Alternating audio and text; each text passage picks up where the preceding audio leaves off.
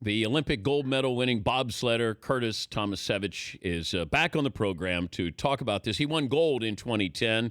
Curtis, how often were you tested that year? Well, it's hard to say, I guess, but I think in my 10 years of bobsledding, I was tested pretty close to 100 times. Most of those were out of competition, but some of those are, right after a race, too, in competition tests, too. All right, give me an idea of where you were drug tested. I was saying you could be at a shopping mall and they could tap you on the shoulder. Yeah, well, in my 10 years from 2004 to 2014, the rules changed a little bit over that time. And when I first started, basically, you had to provide 1 hour a day where you're going to be, your whereabouts. And they could show up within that hour any day of the year. And once they show up there, they would call you, and you had 1 hour to report there.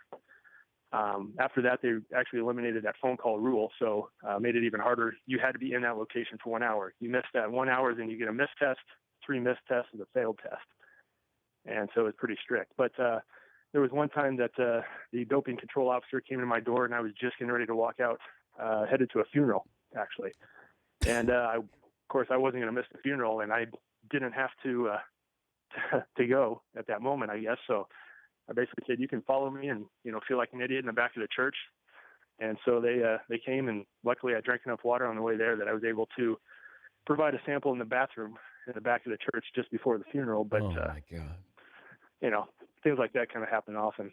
Any other strange places that you've been asked to give a urine sample?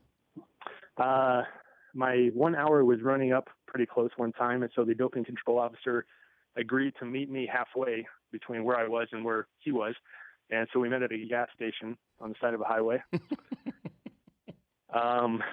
Yeah, I know, dorm room, bathrooms, training facilities, going into somebody's office rather than the bathroom just because it's a little more private. But they're in there watching you from start to finish.